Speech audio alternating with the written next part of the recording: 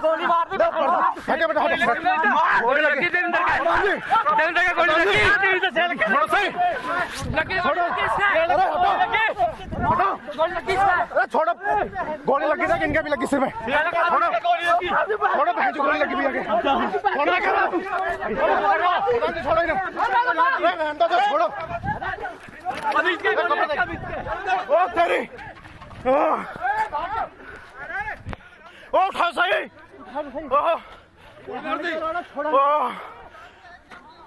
देविंदर ने गोली मार दी, बताओ बहन सबके।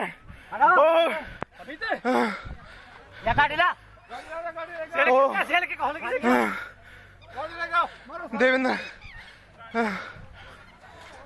ये देविंदर के जा रहे सारे। अमित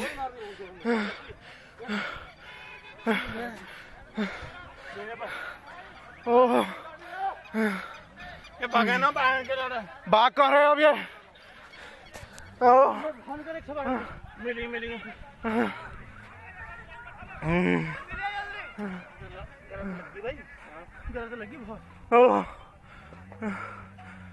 गाड़ी मंगाओ भाई, गाड़ी भैया गाड़ी लेके आओ, गाड़ी ला जल्दी।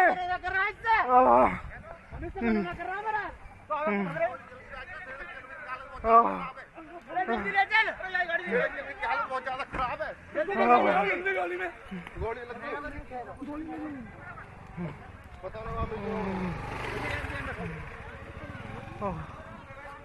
करा लड़ाई तू कंट्रोल पहले भैया, रात मैंने कर दी लड़ाई में। 200 गज का पिलौट बहन से पूरी जान।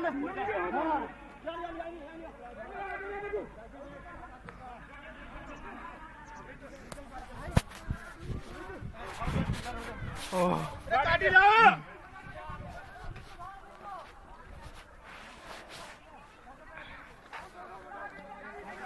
कोलंबिया में निकाल लो, ऐसे ही यूं ही निकल लो जंगल में। अरे तुम गाड़ी कहाँ है?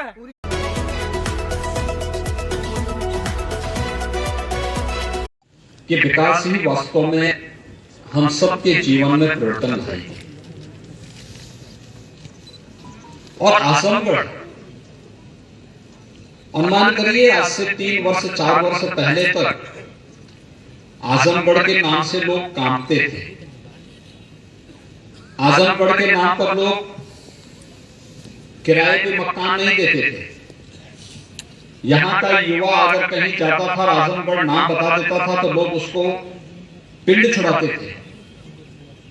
लेकिन अब आजमगढ़ विकास की एक नई आशा की किरण के साथ आगे बढ़ रहा है। और आशा की किरण एक्सप्रेसवे यहाँ के औद्योगिक विकास को एक नई ऊंचाइयों तक पहुंचाएगा। साथ ही साथ हम आजमगढ़ में विश्वविद्यालय भी दे रहे हैं। विश्वविद्यालय के लिए जमीन की समस्या आ रही है, ये आजमगढ़ वासियों को सोचना चाहिए। अब तक नहीं तो विश्वविद्यालय का कार्य भी प्रारंभ हो गया होता। आजमगढ़, वाराणसी, जौनपुर, आजमगढ़, अंबेडकर होते हुए लुम्बिनी तक का जो एक हाईवे बन रहा है, ये भी आजमगढ़ होते हुए जा रहा है। अनेक बड़े बड़े हाईवे केंद्र और प्रदेश सरकार के द्वारा आजमगढ़ के साथ आजमगढ़ को ध्यान में रख करके बनाए जा रहे हैं। ये इसलिए जिससे विकास की योजनाओं के माध्यम से हम यहाँ की अपेक्षाओं और जन आकांक्षाओं की पूर्ति करने में सफल हो सकेंगे। मेरा आप सबसे यह अपील होगा, विकास हमारी प्राथमिकता होनी चाहिए और हम सब सकारात्मक सहयोग इसके साथ करें। ये सकारात्मक सहयोग ही न केवल आपके लिए बल्कि आने वाली पीढ़ी के भविष्य के लिए भी बहुत निर्णायक सिद्ध होगा। हमारा प्रयास है कि 31 मार्च तक मुख्य एक्सप्रेसवे हम लोग बना करके तैयार करें और एक्सप्रेसवे को बनाने के साथ फिर यहां पर हर जनपद में औद्योगिक क्लस्टर भी विकसित किया जाए, जिससे औद्योगिक निवेश और उसके माध्यम से पूर्वी उत्तर प्रदेश के नौजवानों को रोजगार और नौकरी की संभावनाओं को भी उसके साथ जोड़ा जा सके। इसकी तैयारी की जा रही है, युद्ध स्तर पर तैयारी की जा रही है। और उसी दिशा में यहाँ पर आपके बीच में इस एक्सप्रेस वे के निरीक्षण के लिए आया हूँ। आप सभी इस अवसर पर आए हैं, आप सबका मैं हृदय से अभिनंदन करता हूँ। आप सबको मैं हृदय से बधाई भी देता हूँ, अपनी शुभकामनाएं भी देता हूँ, विश्वास व्यक्त करता हूँ कि जब हम लोग अप्रैल माह में प्रधानमंत्री मोदी जी के कर कमलों से फिर से इस एक्सप्रेस वे का उद्घाटन करेंगे तो दुनिया देखेगी कि 18 में जिस एक्सप्रेस वे का निर्माण प्रारंभ हुआ था, 3 साल का लक्ष्य था और वैश्विक महामारी कोविड के बावजूद 3 साल से पहले ही हम इस एक्सप्रेस वे को जनता को समर्पित कर दे रहे हैं। विकास का ये मॉडल देश और दुनिया के लिए आकर्षण का केंद्र बनेगा और पूर्वी उत्तर प्रदेश के नौजवानों के लिए रोजगार और नौकरी की व्यापक संभावना को लेकर के आगे आएगा। आज के इस अवसर पर आप सबको मैं एक बार फिर से हृदय से बधाई देता हूं, अपनी शुभकामनाएं देता हूं। धन्यवाद। जय हिंद।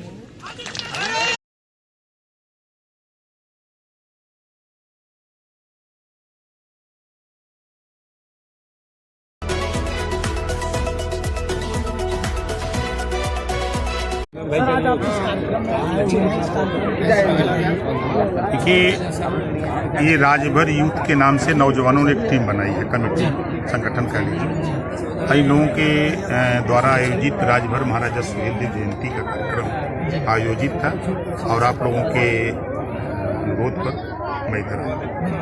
सर, वर्तमान समय में जो हमारे देश की परिस्थिति बनती जा रही है, एक तरफ किसान धरने पे बैठा हुआ है और दूसरी तरफ सरकार अपनी लाई हुई बिल पे अडिग है, इस पर आप क्या कहना चाहते? देखिए, ये सरकार हिटलर शाही रवैया अख्तियार की है। चीन भारत में घुस आया है। चीन के बॉर्डर पे कटीला तार लगाने के लिए इनके पास पैसा नहीं है। वहाँ नुकीले तार लगाने के लिए इनके पास पैसा नहीं है। लेकिन किसानों के साथ जिस तरह का ये काम कर रहे हैं, एक तीनों कृषि बिल जो ले आए हैं, ये किसानों के गले में एक तरह से फंसरी लगाने का इन्होंने उपाय बना दिया है। देखिए, हमारे समझ में नहीं आता कि ये लोग बैठे हुए सदन के अंदर ये कह रहे हैं कि हम वो बिल ले आए हैं जो किसानों का हित है। पहला इनका है कानून कि किसान अनाज किसी भी प्रदेश में बेच सकता है, तो रोक कहाँ थी? रोक तो थी नहीं। लेकिन इसी बिल के आड़ में दूसरा बिल इनका है कि हम कॉन्ट्रैक्ट पे खेती देंगे उद्योगपतियों, 25 साल के लिए लीज पे किसान देगा और वो जो खाद देगा, बीज देगा, पानी देगा, अनाज जब पैदा होगा अच्छे क्वालिटी का होगा तो वो खरीदेगा। मान लिया कि 3000 कुंटल का वो गेहूं तय किया और गेहूं की पैदावार जो उसका मानक है उससे मान लीजिए 1 mm कम हो गया, तब वो कहेगा कि 800 कुंटल लेंगे या 1200 लेंगे। अब किसान अगर नहीं बेचेगा, नहीं उनको देगा तो दूसरे को दे भी नहीं सकता। अगर वो किसान अपना लड़ना चाहे तो वो जाएगा कहाँ? SDM के यहाँ। किसान 500 को वकील करेगा, उद्योगपति 5000 का करेगा, तो उद्योगपति की बात मानेगा। तीसरा ये कानून ले आए हैं कि एक प्रदेश में बाबा साहब डॉक्टर अम्बेडकर ने पूरे देश में एक संविधान दिया है कि कालाबाजारी को रोकने के लिए। इन्होंने इसी कानून के आड़ में कालाबाजारी को बढ़ावा देने के लिए तीसरा कानून है कि कोई भी व्यक्ति कितना ही भंडारण करे, कोई उस पर रोक नहीं है। जो रोक थी उसको हटा दिया। सर, बात करते हैं MSP पे। MSP पे प्रधानमंत्री मोदी जी बार बार कह रहे हैं कि MSP खत्म नहीं होगी। क्या विपक्ष को प्रधानमंत्री मोदी जी की बात पर विश्वास नहीं है? देखिए, मोदी जी ने अब तक जो बोला है 100% उनकी बात झूठ साबित हुई। उन्होंने बोला था देश बिकने नहीं दूंगा, देश बेच रहे हैं। अभी बजट देखा है आपने, बजट में उन्होंने रेलवे का दिया, हवाई अड्डा का दिया, तमाम BCCL का दिया, तमाम चीज़ों को बेचने का उन्होंने बिल पास कराया, बजट में प्रावधान दिया। रेलवे बेच दिया, बैंक बेच दिया, LIC बेच दिया, कोयले की खदान बेच दिया, ये बेच दिया। ये कहे थे जनता के बीच में कि हम 15-15 लाख रुपया देंगे, नहीं दिया। इन्होंने कहा था कि 2 करोड़ हर साल नौजवानों को रोजगार देंगे, उसको भी नहीं दिया।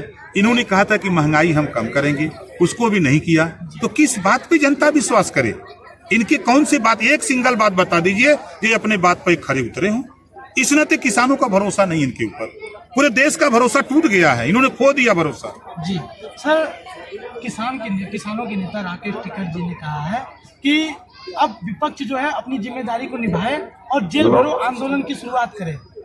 तो सर विपक्ष कहाँ देखिए, विपक्ष की बात तो मैं नहीं कह सकता, लेकिन मैं सदन में रहा हूँ और विधानसभा, उत्तर प्रदेश विधानसभा के अंदर सत्ता में रह करके मैं मिनिस्टर था, तब सपा, बसपा, कांग्रेस, इन तीनों की विपक्ष की भूमिका मैं निभाया था 18 महीने सत्ता में रह के। और उसके बाद ये लोग बोलने की हिम्मत नहीं। मैं तो खुद अकेले घूम रहा हूँ पूरे प्रदेश में, और अभी कल गोंडा था, आज आपके बीच में, कल बलिया रहूंगा। डेली हम जागृत कर रहे हैं कि आपकी ही जमीन पर आपको मजदूर बना करके मजदूरी करने के लिए कानून ला दिया है। इससे अगर बचना चाहो, इस बिल को वापसी के लिए, आंदोलन के लिए तैयार हो। सर मिशन 2022 को लेकर क्या कहेंगे? देखिए, भागीदारी संकल्प मोर्चा हमने बनाया है, देश और प्रदेश गठबंधन की राजनीति से जूझ रहा है। उसमें हमने असदुद्दीन ओवैसी जी की पार्टी MIM है, बाबू सिंह कुशवाहा की पार्टी, कृष्णा पटेल की पार्टी, प्रेमचंद प्रजापति, बाबू रामपाल, रामसागर बिंद, रामकांत कश्यप, अनिल चौहान और ओम प्रकाश राजभर, ये 9 लोग मिलकर के हम लोगों ने पार्टी बना लिया है। और हम लोगों ने अपना दरवाजा खोल रखा है। निःशुल्क शिक्षा, स्वास्थ्य, रोजगार, नौकरी, जो लोग भी प्रदेश में बहाली चाहते हैं, देना चाहते हैं, वो भागीदारी संकल्प मोर्चा में आवे। नहीं तो भागीदारी संकल्प मोर्चा 403 सीट पर चुनाव लड़ेगा उत्तर प्रदेश में सरकार में। सर क्या जो उत्तर प्रदेश की जो मुख्य विपक्षी पार्टियां हैं, सपा, समाजवादी पार्टी, बसपा, क्या दोनों लोगों से गठबंधन की बातचीत कोई? कहाँ विपक्ष में है? विपक्ष में तो हम खुद है। आपने देखा ना, 18 महीने हम विपक्ष में बोलते हैं। आज भी हिम्मत है किसी की योगी, मोदी, अमित शाह के खिलाफ बोलने की? अगर हिम्मत है तो ओम प्रकाश राजभर के पास।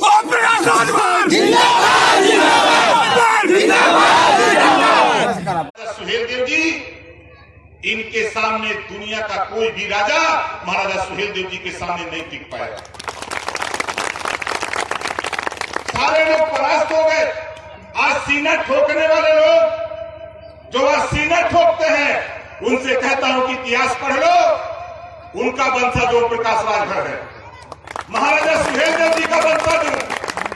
दुनिया डर रही है सियासत में, दुनिया डर रही है सियासत में, लेकिन ओम प्रकाश राजभर सीना ठोक करके सियासत में अधिकार के लिए निकला। आप बताओ, इतिहास तो आपको मिल गया। जो समाज अपना इतिहास नहीं जानता, अपने बुजुर्गों की कदर नहीं करता, वो समाज कभी तरक्की नहीं कर सकता। इतिहास तो हमने आपके बीच में ला दिया। जिस तरह खेत पाने के लिए इंतखाब चाहिए, उसी तरह देश में राजपाट पाने के लिए इतिहास चाहिए। इतिहास मैंने आपको ला दिया और उसी इतिहास को मैंने पढ़ा, आपको भी पढ़ाया, और उसी इतिहास के बदौलत महाराजा सुहेल देव जी के रास्ते पे चलकर मैं लखनऊ के गलियारे तक पहुंचा। 18 महीने शासन में था। हम आपसे पूछना चाहता हूं, उत्तर प्रदेश में 403 विधायक, यहां से भी आपने विधायक चुना है। आप बताओ, ओम प्रकाश राजभर सदन से लेकर सड़क तक तेरी लड़ाई लड़ा है कि नहीं लड़ा है? बोलो, कितने लोग संतुष्ट हो लड़ाई से? जरा हाथ उठाओ, संतुष्ट हो ना? हमारी लड़ाई कुछ नहीं है, जो लड़ाई महाराजा सुहेल देव ने, समता, स्वतंत्रता, बंधुत्व और न्याय, महाराजा सुहेल देव जी चाहते थे। अब की बार, अब दूसरा नारा, रोजगार वाली सरकार। अब की बार, अब की बार तीसरा नारा, बिजली के बिल माफी वाली सरकार, है ना? फ्री बिजली वाली सरकार। अब की बार, अब की बार, अब की बार। अब हम जिस महापुरुष के जयंती में आए हैं, हम कहेंगे महाराजा सुहेल देव जी अमर रहें। तो आप बोलेंगे अमर रहें, अमर रहें। महाराजा सुहेल देव जी अमर रहें, महाराजा सुहेल देव जी अमर रहें, महाराजा सुहेल देव जी अमर रहें। अब पुराना वाला नारा, जय सुहेल देव, जय सुहेल देव, जय सुहेल देव।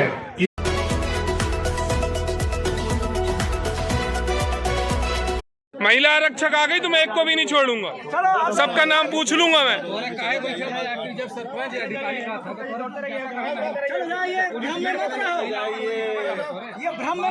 हाँ, ये इसी में फोटो में तुम्हारी सबकी पिक्चर दिखेगी और सब यही पहचानेंगे। सब धीरे धीरे जाओ, आराम से निकलो।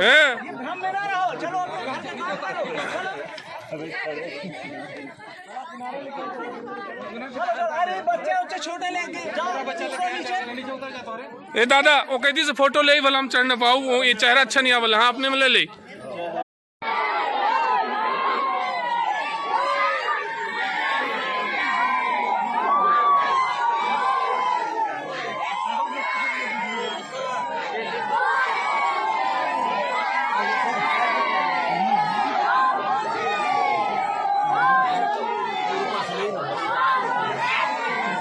क्या हमारे पैर ठीक नहीं है।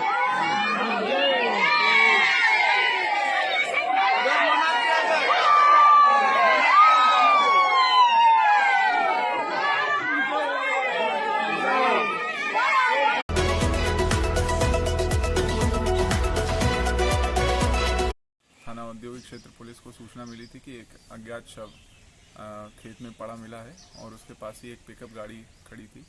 तत्काल पुलिस मौके पर पहुंचकर उस अज्ञात लाश की शिनाख्त कराई गई और पता चला गया कि जो मृतक है ये महेश पटेल हैं और एक जावेद नाम के व्यक्ति के लिए अंडों की सप्लाई करते हैं।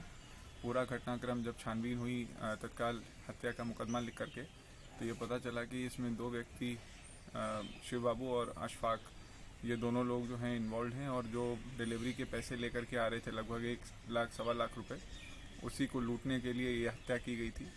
और कल देर रात 7 फरवरी की देर रात पुलिस द्वारा ये सूचना मिली थी कि ये लोग पैसे के बंटवारे को लेकर के कहीं पर मिल सकते हैं और वहाँ से पैसे का बंटवारा करेंगे। पुलिस की पार्टी जब वहाँ पहुँची तो उनके द्वारा फायर खोल दिया गया और जिसमें आवश्यक बल प्रयोग किया गया। अशफाक को सकुशल गिरफ्तार किया गया है और शिव बाबू के पैर में गोली लगने से वो घायल हुए हैं। दोनों को मेडिकल परीक्षण के उपरांत आगे की कार्रवाई के लिए जुडिशियल रिमांड के लिए पुलिस द्वारा भेजा जा रहा है। दोनों से ही लूट का 1 लाख रुपए बरामद और अवैध असले भी बरामद हुए हैं।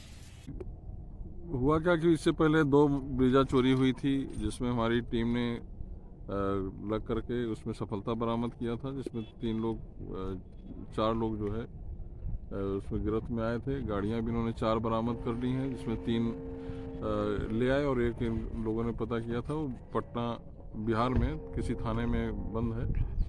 और ये इसी चक्कर में चूँकि यहाँ पे चोरी की घटनाएं ज़्यादा बढ़ रही थी तो इन लोगों ने अपना रात दिन एक करके ये लगे हुए थे कि इन गाड़ियों को चेक करें कि जो 8 टाइम में गाड़ियाँ निकलती हैं वो कौन सी हैं, उनको सबको चेक किया जाए।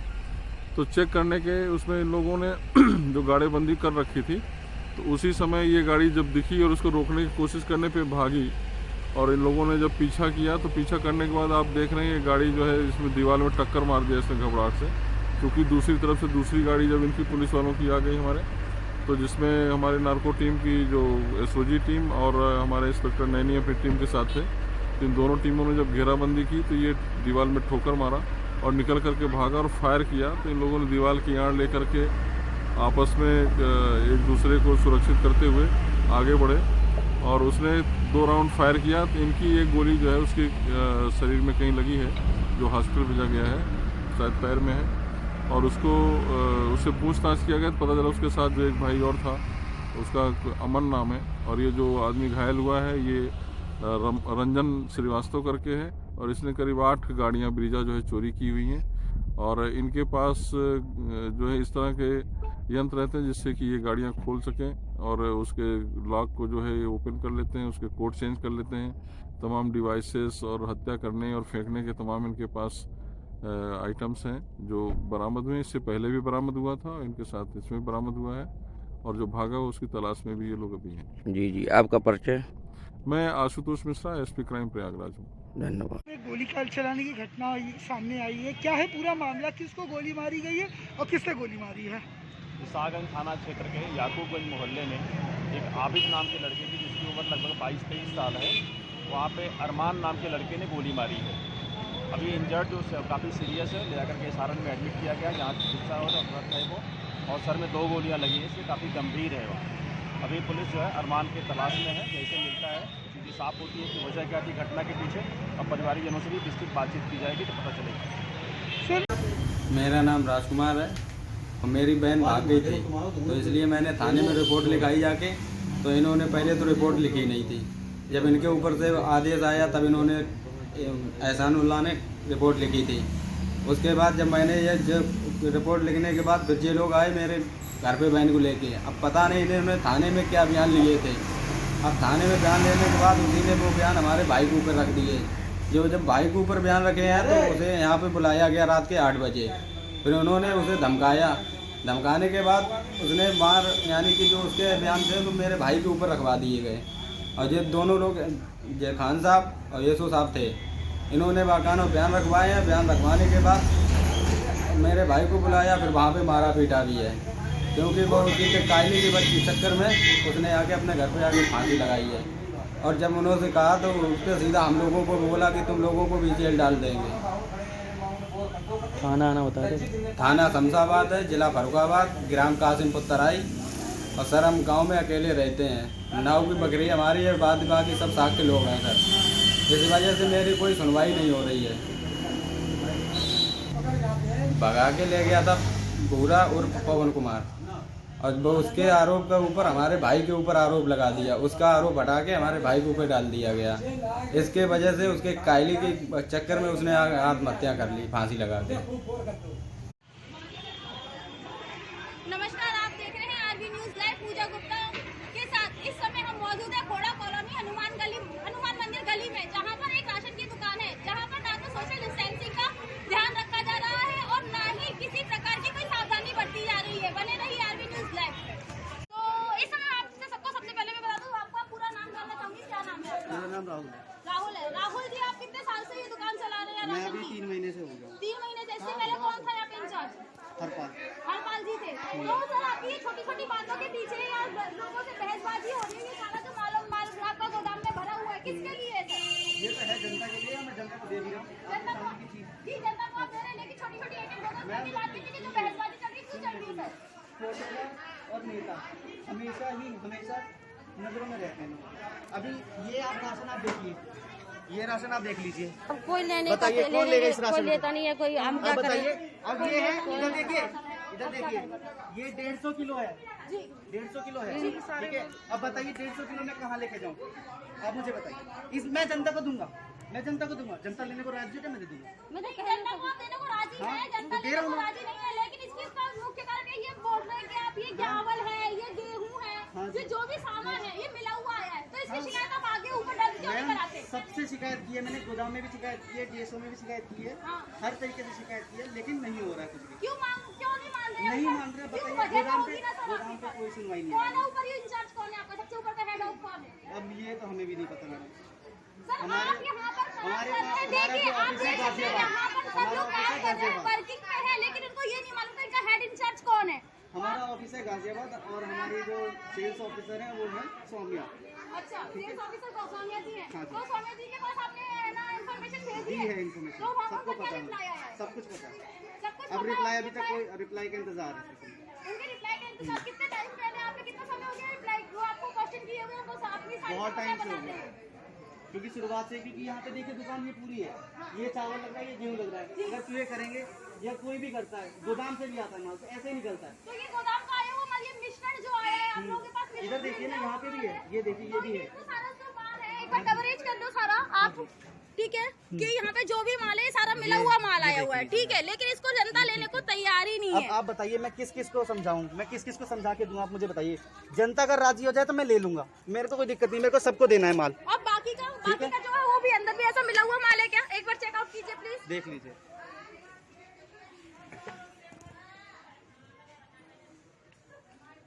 ऐसे में पता नहीं चलेगा ना हमें किसमें मिक्स है किसमें नहीं मिक्स है, बंद बोरी है, कैसे बता सकते हैं हम?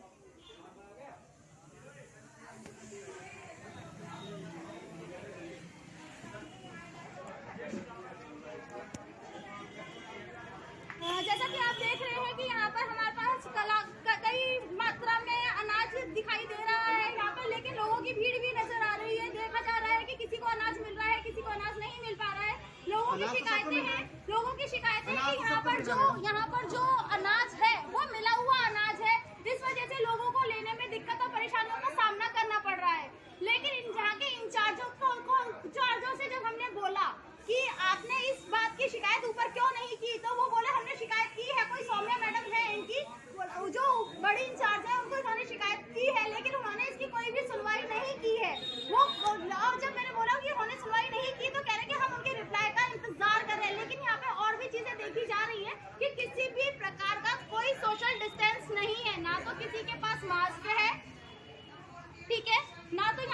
किसी के पास मास्क दिखाई दे रहा है और ना ही यहाँ पे किसी भी प्रकार का सोशल डिस्टेंसिंग दिखाई दे रहा है। यहाँ पर भीड़ बढ़ती नजर आ रही है और भीड़ के साथ साथ किसी के पास ना तो मास्क दिखाई दे रहे हैं, ना सोशल डिस्टेंसिंग दिखाई दे रही है, ना ही 2 फीट की दूरी दिखाई दे रही है। ऐसा आखिर क्यों? ना तो यहाँ पर रखा हुआ कोई टिश्यू दिखाई दे रहा है और ना ही सैनिटाइजर। ऐसा क्यों? ये लापरवाही क्यों बढ़ती जा रही है?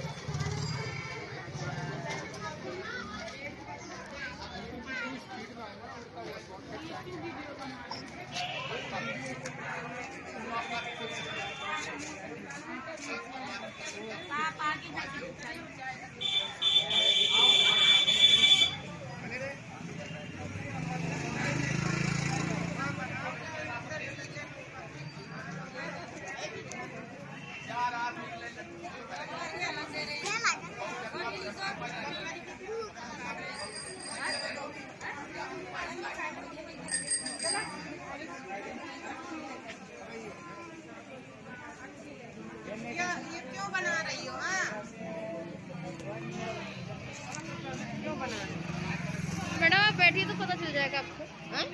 पता चल जाएगा आपको, आप बैठिए तो सही।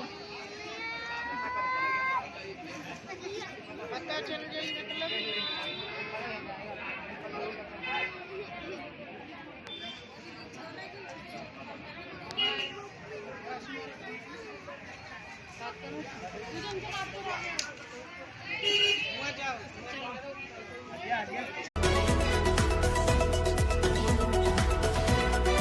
तेज सबसे आगे, खबरें देखें सबसे पहले, आपको करे हर खबर से रूबरू।